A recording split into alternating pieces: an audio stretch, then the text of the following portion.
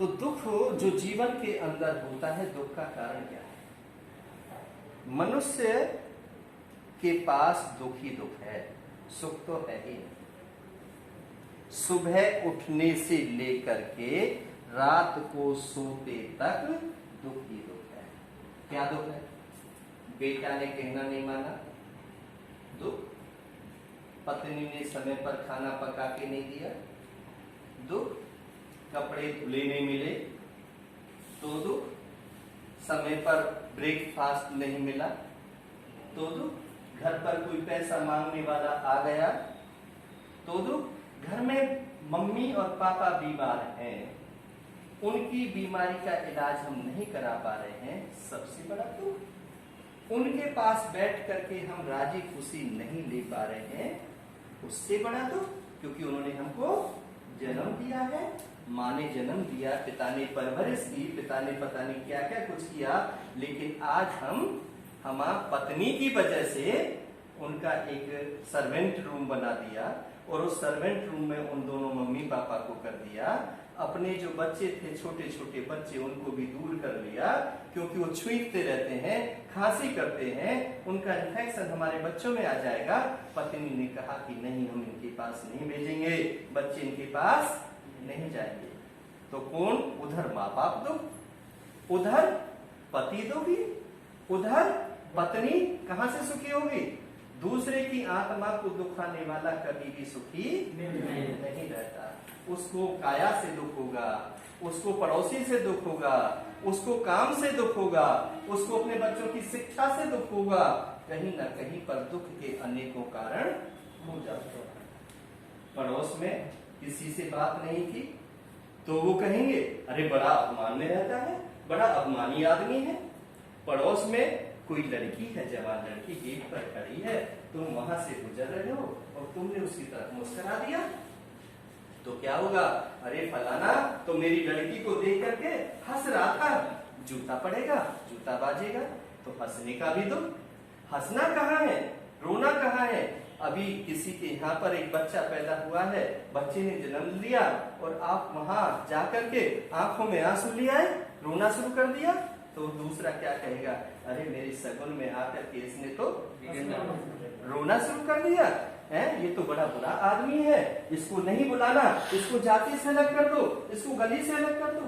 तो कितने प्रकार के दुख, कहाँ सुख है? आप ऑफिस में काम करते हैं, ऑफिस में कोई काम आपसे बिगड़ जाए, कोई ड्राफ्टिंग में कमी आ जाए, कहीं मशीनरी में सिस्टम में कोई कमी हो जाए, आप थोड़ी देर लेट हो जाओ या आपका कोई और इंसिडेंट एक्सीडेंट हो जाए तो क्या होगा? अनेकों प्रकार के जीवन के अंदर दुख ही दुख है। लेकिन ये दुख सुख में कैसे परिवर्तित होते हैं? दुख सुख में परिवर्तित होते हैं बुद्धि और विवेक से। जब आपके पास ज्ञान होता है, आपके पास बोलने की कला होती है, कब बोलना है, कितना बोलना है, कैसे बोलना है, ऊंचा कब बोलना है, नीचे कब बोलना है, शांत कब रहना है, मौन कब रहना है।